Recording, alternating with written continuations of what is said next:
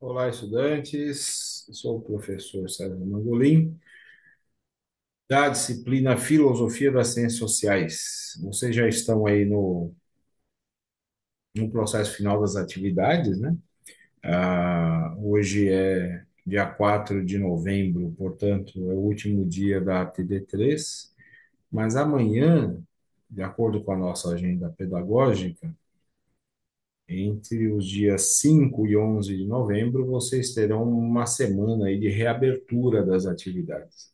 Portanto, ah, dois recados sobre isso, né? Primeiro, né, quem fez a TD2 e não teve lá um bom aproveitamento, né, fez e já recebeu, eu corrigi todas as atividades, né, até enviadas, né, até ontem.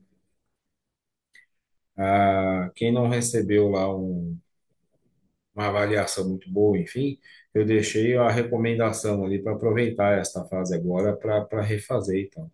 Então é um bom momento, né, para quem não conseguiu uma boa nota, né, chamar assim, né, um bom aproveitamento na atividade, que aproveite esse momento agora para fazer. E o segundo, claro, né, a quem não conseguiu se organizar aí, enfim, né, e há eventos que nos atropelam e quebram aí a organização da vida. Quem não conseguiu realizar alguma das atividades, o momento é esse, né? Então aproveitem agora para participar lá da TD1, que continua aberta, vai até dia 11, e as demais que reabrirão a partir de amanhã, dia 5. O, isso é importante, claro, para a formação de vocês, né? Isso serve para todas as disciplinas, ou seja, né, as atividades que são propostas ali, elas ajudam a vocês apreender melhor os temas, porque vocês se obrigam a pensar sobre eles, né? Refletir esses temas, escrever sobre. Então, esse exercício de racionalização auxilia também na apreensão desses temas, enfim, e na expansão aí desses temas para outras áreas e assim vai.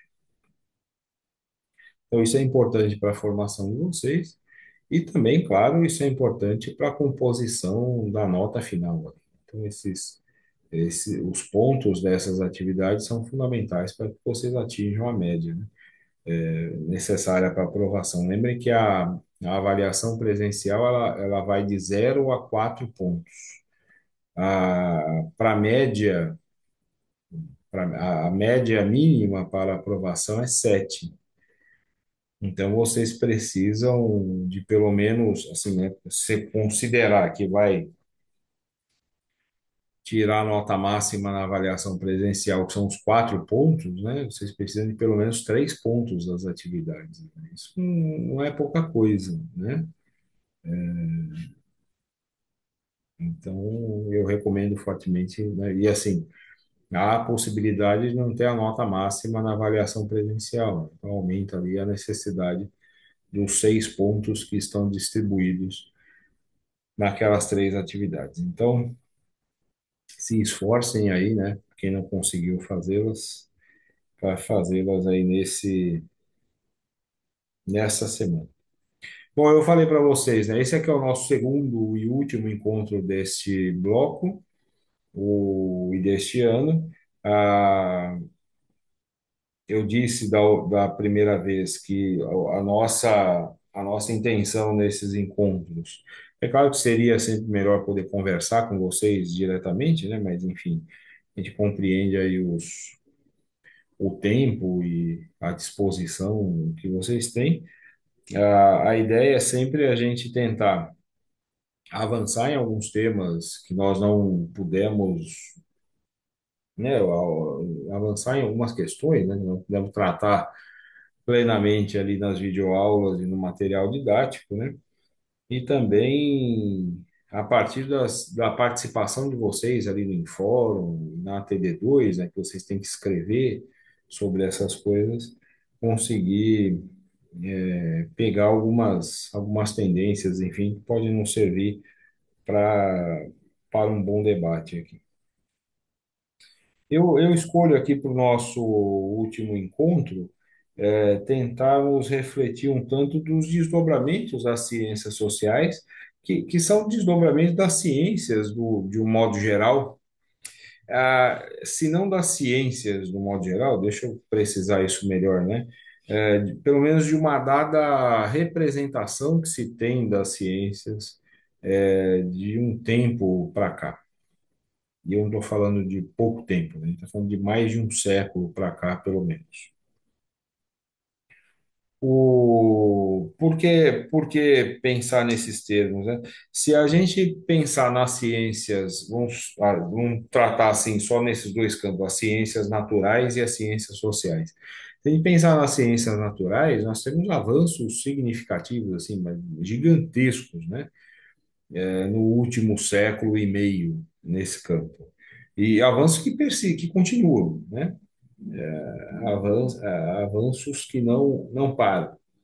Há grandes descobertas e cada vez mais, né, a abertura de novas possibilidades, novas portas, novas questões, novos problemas e por aí vai. Nas ciências naturais, então, há uma dada crise, mas é uma crise mais da apreensão que o coletivo tem, né, do avanço dessas ciências, ou uma dada representação que se tem dessas ciências que é bastante derivada também de um desconhecimento brutal no geral, né? E eu não estou falando só do povão que não teve acesso à educação e coisa assim, não. Eu estou falando de gente bem considerada bem letrada, né? Tem muita gente aí com doutorado e que é um ignorante completo em termos de ciência, e aí lá na sua posição de doutor fala um monte de bobagem, né? Bobagens que algum campo da ciência já descartou há muito tempo, mas ele repete lá suas besteiras, né, a partir da sua cadeira de doutor, e as pessoas ouvem e dizem, olha, né, mas ele sabe o que está falando, então vamos acreditar na bobagem que ele está dizendo. E assim se continua a propagar uma série de besteiras, né? Mas aí no caso das ciências naturais, né, um, um problema de acesso, né, a esses avanços, né, a maneira como as descobertas científicas são, o conhecimento científico é divulgado, né, é bastante precário, a gente depende demais ainda, né, de esforços de um ou outro pesquisador ou pesquisadora ou instituição, né, e não é um esforço bem planejado, enfim, né, nesse sentido, infelizmente, né? Mas no campo das ciências sociais, propriamente, que é o nosso caso aqui, há um efeito mais nocivo, que é uma influência bastante grande, né, lembra que nossa disciplina é a filosofia das ciências sociais. Nós temos uma mudança que ocorre dentro da filosofia, uma tendência, né, que aparece dentro da filosofia ali na segunda metade do século XIX, particularmente, que acaba afetando as ciências sociais de uma maneira decisiva, muito mais que as ciências naturais. Do que nós estamos falando? Esse é um evento que afeta as áreas de conhecimento como um todo. Então, ela aparece também na filosofia, né? Mas ela vai afetar, a partir da filosofia, ela afeta mais diretamente as ciências sociais, mas é uma tendência geral. Nós podemos fazer uma analogia, para compreender o que a gente está falando, com o seguinte: historicamente, esse momento ele é marcado pelo quê? Por uma nova fase do desenvolvimento capitalista, então, da afirmação ali de um centro do sistema, então, né, uma dada área ali os países europeus, né, que estão se industrializando de maneira mais acelerada. Ah, nós temos ainda dentro da Europa e ao mesmo tempo a gente tem, né, Estados Unidos ali na década de 60 passando pela Guerra de Secessão, né, e que foi fundamental para que o resultado dela, né, para que se afirmasse nas décadas seguintes ali também como uma potência capitalista em ascensão. Nós temos lá no Oriente o Japão, ali também na década de 60 do século XIX, com o início de uma série de transformações, né, que pretendem superar determinados aspectos, inclusive culturais, né, mais tradicionais do Japão e colocar o Japão num ritmo acelerado de desenvolvimento capitalista, que ficou conhecida na história como a Via Meiji. Ah, e nós temos dentro da Europa também, né, um movimento desse tipo. Ah, e um movimento na Rússia, enfim, desenvolvendo o capitalismo na Rússia, está acontecendo ao mesmo tempo, enfim. Dentro da Europa, um evento bastante curioso, né, que é a passagem definitiva, o fim, né, e não que esses resquícios não persistam durante um bastante tempo, né, mas o fim, de uma vez por todas, dos estados absolutistas, né, e das formas do estado absolutista e ainda do poder da nobreza, e do papel da ordem feudal, isso mais ao leste da Europa, costuma ter uma força maior, e ocorre a unificação nesse período, né, a conclusão, né, da formação dos Estados nacionais europeus, e todos eles buscando o seu próprio caminho no desenvolvimento capitalista. Os últimos casos ali, como a gente pode, mais importantes, né, que a gente pode mencionar, o caso da unificação italiana e da unificação alemã, que ocorrem ali, respectivamente, né, em 1870 e 1871. O, então é um momento de, né, se a gente pensar no centro do sistema capitalista, né, de consolidação do modo de produção capitalista e de um desenvolvimento acelerado.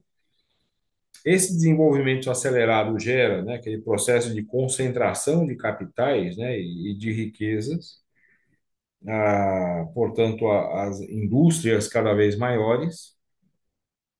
E essa concentração de capitais também, com a fusão do capital industrial com o capital bancário, né, que dá origem ao capital financeiro e uma capacidade de investimento, né, de médio e de longo prazo, que não era possível para o pequeno e médio capitalista.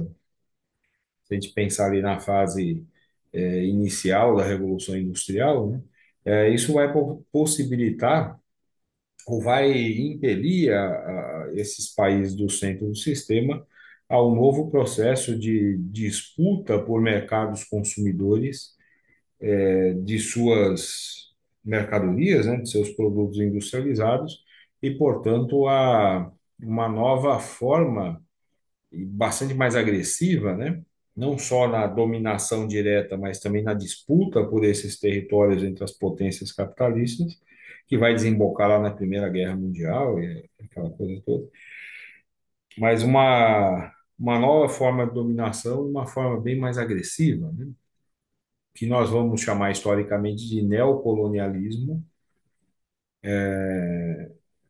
e depois, né, de imperialismo, nessa forma de organização e do papel do Estado e etc. E tal. E isso marca, portanto, essa. Então, historicamente, né, o terreno histórico dessa mudança que eu menciono aqui, ele é essa segunda metade do século XIX, né, até o comecinho ali do século XX. O que que acontece aí?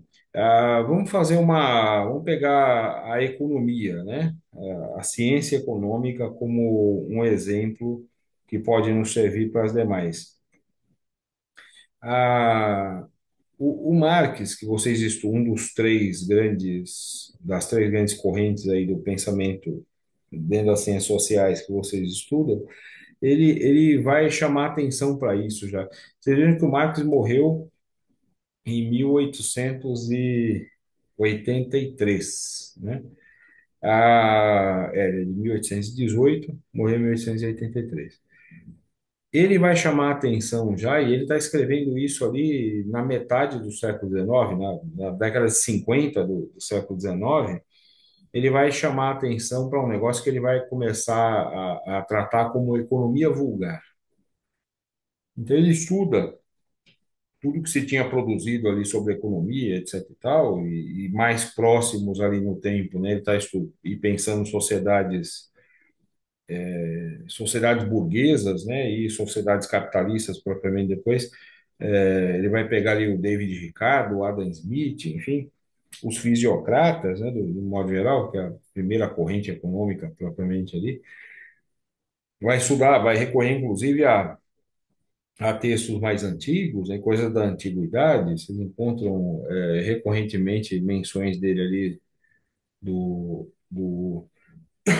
citações de Aristóteles, enfim, né, de filósofos antigos, mas ele vai começar a tratar como economia, né, e um esforço, como ciência econômica, esse esforço de uma porção ali de pensadores que tentavam de fato dar explicação objetiva, né, para aquelas relações e para as coisas próprias, né, desse campo da que a gente chama de economia, entendida por eles e até ali, e para Marx também, né, como o conjunto das relações sociais e as relações sociais de produção.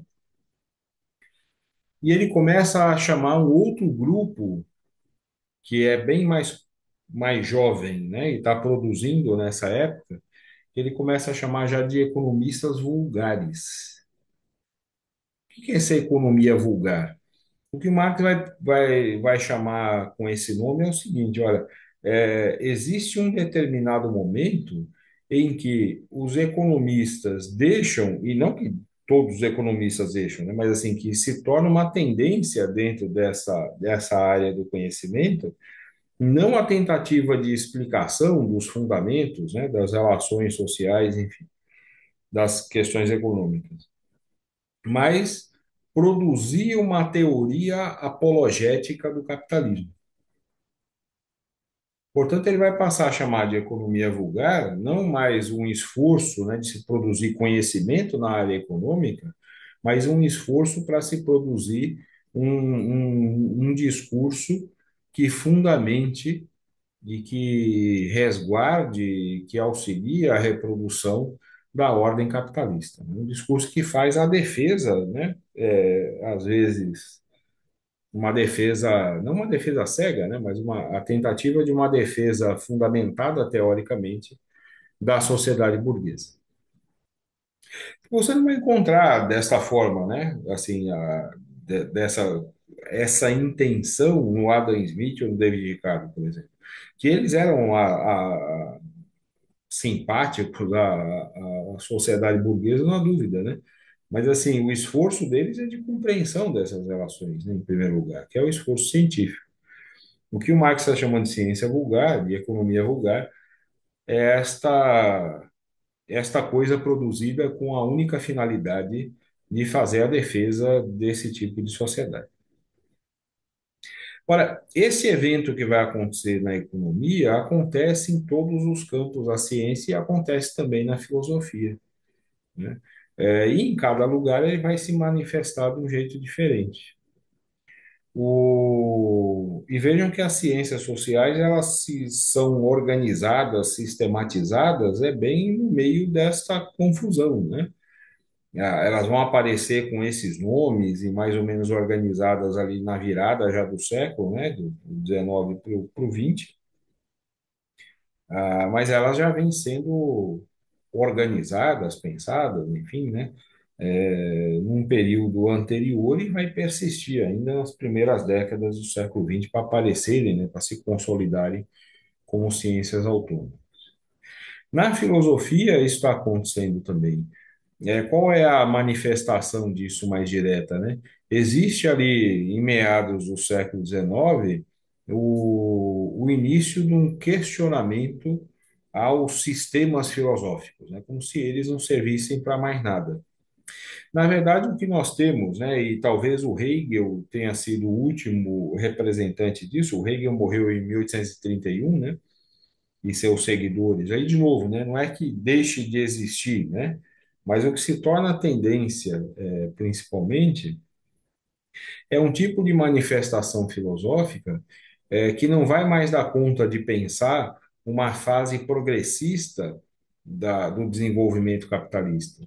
É um momento em que, de fato, né, a burguesia, ao tomar o poder político e transformar as relações sociais e suplantar a ordem feudal, tem um papel revolucionário.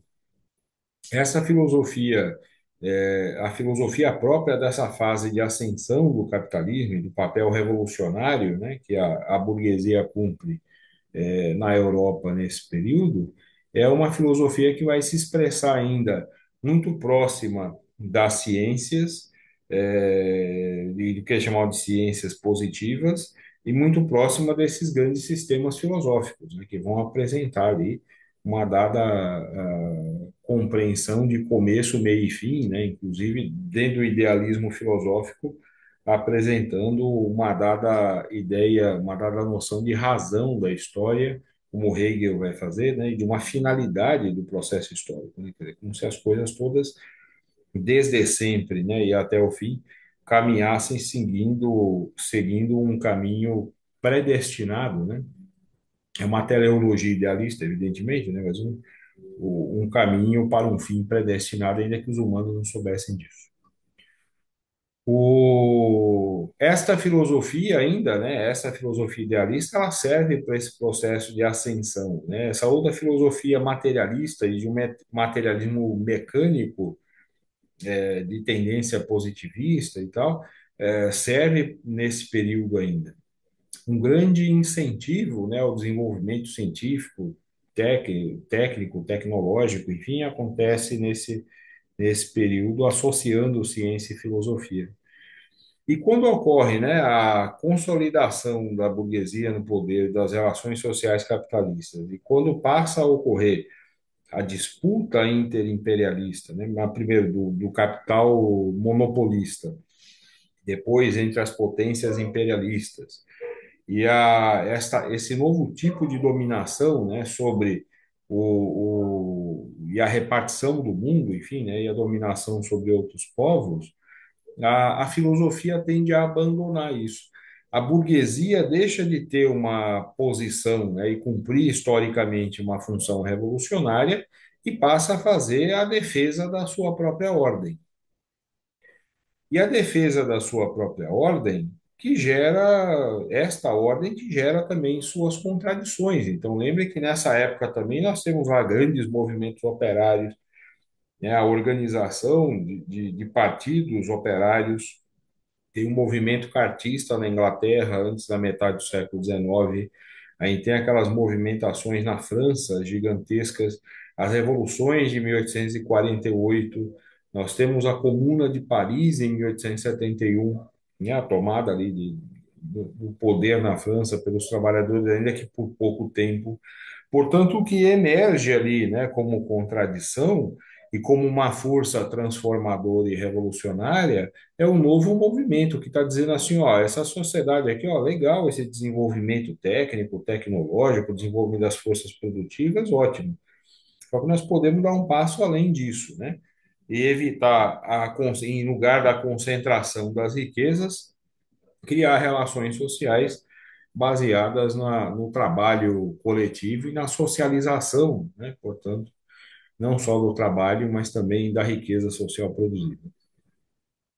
Esses movimentos, então, eles passam a emergir como o evento revolucionário, né? A burguesia torna-se reacionária. E ao tornar-se reacionária, a filosofia burguesa se torna reacionária também. Então, ela deixa de ser. Então, a mesma coisa que vai acontecer na economia vai acontecer dentro da filosofia. E como é que isso se expressa na filosofia, né? Se expressa no geral com a instauração do irracionalismo. Então, todo discurso baseado na racionalidade, né, na razão, na técnica, em visão de conjunto, de sistemas, etc., etc., que serviu para esse momento ascensional, ele é abandonado nessa fase reacionária como uma forma de escamotear essas posições reacionárias. Inclusive coisas que vão aparecer, e para muita gente que segue modismos filosóficos sem estudar as coisas com devido carinho, tem até gente que se acha revolucionária no nosso tempo que faz isso. Mas até coisas como a obra do Nietzsche, por exemplo, né, que muita gente vai tratar como se fosse a coisa mais, né, nossa, ele era, né, ele era um rebelde, não sei o que e tal, né, um revolucionário. Cara, ele aparecia como um rebelde tanto quanto um desses coaches do nosso tempo, ou esses representantes da extrema-direita fascistizada, se apresentam como gente antissistema, né? Que é um negócio muito maluco, né? Para qualquer um que saiba, assim, não precisa nem ter estudado isso com carinho, né? Mas que tenha a mínima compreensão da realidade objetiva, você vê alguém com um discurso de tendências fascistizantes, né? Defendendo banqueiros e etc. E potências imperialistas, se chamar de antissistema é um negócio curiosíssimo, né? Mas da mesma maneira, né? Quer dizer, ele vai aparecer como um rebelde, não um revolucionário que pretende, como a burguesia fez em algum momento ali, transformar as estruturas, né, em uma nova ordem social. Ele aparece como um rebelde contra aquilo que ameaça essa ordem, né? Quer dizer, na verdade, um defensor da manutenção de privilégios, né? Da manutenção de uma dada ordem que não pode ser defendida abertamente, né? Quer dizer, essa tendência, esse momento reacionário não pode aparecer de maneira escancarada. Isso vai aparecer dentro da filosofia, né? O Schopenhauer é a expressão disso já, o Nietzsche, insisto, é uma expressão a mais cristalina, né, desse processo, enfim, e uma série de outros ali que vão servir, inclusive, de pais espirituais do nazifascismo, como ele vai aparecer depois. Dentro das ciências sociais, o, o Sombar, o Simmel, e, consequentemente, o Max Weber vai sofrer influência disso, enfim. O, que eram referências ali. Ah, dentro das ciências sociais, isso vai acontecer também. Qual é a expressão, no geral, né, dessa fase, dessa instauração do irracionalismo, né? É o relativismo teórico e o negacionismo científico. E isso vai acontecer largamente. Então, se vocês tomarem, né, como as ciências sociais elas se consolidam ali num processo mais retardado, né, em relação às ciências naturais, elas vão surgir ali. Se vocês pegarem o Durkheim, né, a influência que ele tem, aí fala, tá, é a sociologia funcionalista, mas ele tem uma presença forte ali ainda da tradição positivista, mas já sofre a influência de correntes próprias do século XIX que vão descambar ou vão lançar as explicações, né? Tirar as explicações da análise das estruturas e das relações sociais para tentar descobri-las em questões genéticas, em teorias de supostas raças superiores e inferiores, etc, etc. Ou fazer o discurso, né, de indivíduos e de grupos que são superiores ou inferiores, isso vai aparecer no Nietzsche também. Né? Não a defesa de raça geneticamente superior ou inferior, mas espiritualmente, né, da maneira como ele utilizava esse termo. A, Veja a influência, né, no pensamento do Durkheim, do Spencer, né, enfim, né, e de uma galera que estava produzindo ali um tanto antes dele. Ele cita diretamente, né, o Spencer logo ali no começo das regras do método sociológico, né, que é de 1897, né, o texto. Então, As ciências sociais elas vão aparecer ali, né? Elas são sistematizadas ali num processo retardado, né? É o último conjunto aí das ciências a aparecer de maneira sistematizada. Então, sociologia, ciência política, antropologia, depois relações internacionais e tal, né? É produto, insisto, da virada do século XIX para o XX, as RI mais para frente ainda sofrendo problemas diversos, né? De organização interna, na minha concepção, mas enfim, a, as ciências sociais, então, elas vão, ainda que elas apareçam, né, com aquela concepção da ciência, né, como se chamava ali até o século XIX, né, o físico de filósofo natural, né, mas com essa ideia nova de ciência, mas rapidamente ela também vai começar, né, malgrado essas três grandes matrizes que nós estudamos, ela vai começar a descambar para efeitos similares, né? E isso vai acontecer até o nosso tempo. Então, nós temos, tanto na filosofia, quanto na economia, quanto em outras áreas, a, o aparecimento dessa instauração do irracionalismo, né? O relativismo teórico, o, o, o subjetivismo, o negacionismo científico e etc. Isso também vai se manifestar nas ciências sociais. Se vocês tomarem as coisas que são mais que estão mais na moda, vou chamar assim, né? No nosso tempo na ciência social. Então, de novo, né, não é que a outra forma de abordar isso, né, e uma forma naquele sentido não reacionária, né, mas progressista, revolucionária, né, ela vai continuar, mas essas formas reacionárias elas vão se expressar, por exemplo, na ideia da negação do conhecimento estrutural, na nossa incapacidade de analisar sistemas. Por isso que eu mencionei o Weber ali, porque ele já começava com isso, né? Ele abre a porta, né, para essa relativização. Então, nós não somos capazes de pensar o conjunto, a verdade é relativa, e ela é relativa àquele que tenta ordenar a realidade, que vai ordenar de acordo com uma visão de mundo que ele tem. Então, eu tenho uma, o outro tem outra, e a coisa pode se multiplicar aos milhares. A sociedade é um conjunto desarticulado, de esferas que se articulam esporadicamente entre si, mas não seguindo uma lógica, né? Isso é concepção weberiana, né? Ele só vai mencionar ali o princípio da racionalidade que vai acabar explicando a sociedade capitalista, mas que não pode ser explicada como sistema, mas pensando em cada uma dessas esferas separadamente, né? E como esse princípio da racionalidade atua dentro de cada um deles, né? E esse princípio da racionalidade, né, se não tomado com toda a precaução e todo cuidado, acaba sendo um recurso idealista, filosoficamente, né? Assim como quando se fala da natureza com N maiúsculo e coisa desse tipo.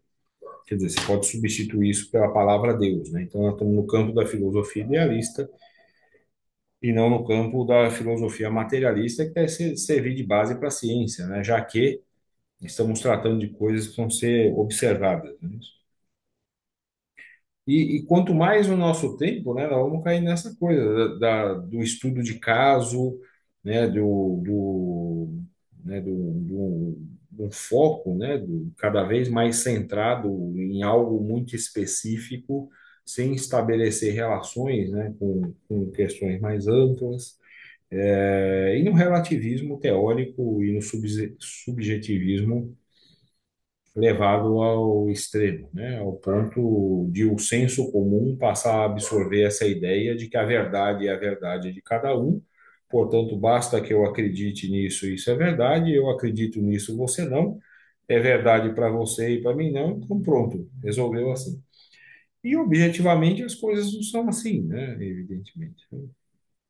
Principalmente para quem estuda a ciência, né? Então, se eu digo que isso aqui é uma caneta e alguém aí diz, não, isso não é uma caneta, isso é um jacaré, Tem um problema muito simples de se resolver, né? Porque assim, não tem a verdade de cada um, tem uma verdade só, né? A gente consegue explicar, decompor isso aqui fisicamente e explicar isso historicamente, culturalmente, tecnicamente, enfim, a gente explica isso aqui de tudo que é jeito, porque, olha, isso aqui é uma caneta, isso não é um jacaré de maneira alguma, por mais que alguém queira acreditar. Então, o que se chama de verdade, né? E esse é um bom debate dentro da filosofia, mas é um debate desgastante, às vezes e inútil, né? Quando se cai nesse tipo de bobagem, que chega a ser infantil, né? Mas o problema da verdade ele se resolve pelo critério da objetividade, né? E nesse caso, a prova do pudim é provar o pudim, como dizia o Engels em algum momento. Isso não serve para tudo, mas é um bom evento. Então, pensem que as tendências aí mais gerais para as ciências sociais é que essas correntes do irracionalismo ganhem bastante força, né? E sem esquecer isso, né? Que essas correntes elas servem diretamente às disposições, à manutenção da ordem, né? Para essas disposições reacionárias, né? Ora, a quem interessa negar a ciência, né? Ora, na medida em que o avanço da própria ciência e das forças produtivas coloca problemas para a dominação burguesa, né? Quer dizer, quando a ciência começa a negar a existência da própria ordem burguesa, a burguesia passa a negar a ciência também, né? E aí nós temos na filosofia e nas ciências sociais uma quantidade enorme de gente disposta a produzir, teoricamente, negando a ciência. Que isso, no senso comum, apareça das formas mais grotescas, é parte são reflexos da vida real, né? Vejam que a, eu encerro assim, que nosso tempo já foi, mas pensem no seguinte, as mudanças que ocorrem no campo da filosofia e até na discussão dos pressupostos da ciência, essas mudanças elas dizem muito pouco para a vida real, elas interferem muito pouco diretamente na vida real, né? A grande questão não é o que essa posição filosófica aqui implica. A grande questão é o tipo de posição política que ela gera socialmente. Portanto, ao vigorar o irracionalismo, essa corrente reacionária, né, do pensamento filosófico e científico, esse reacionarismo ele vai aparecer também na prática política, né, de grupos diversos. E isso alimenta, por exemplo, né, aí é algo que a gente precisa estudar com mais carinho, que demanda muito tempo, mas fica aí uma dica. Isso explica largamente essas tendências fascistizantes que nós vivemos de tempo em tempo, né? Mas que têm nos incomodado bastante na última década e meia e tendem a persistir por um bom tempo e promover bastante coisas ruins por aí. Tá bem? Mas enfim, fica só esse conjunto de coisas aí para serem pensadas, que são os desafios da área que nós estamos estudando. Meu abraço para vocês e até mais.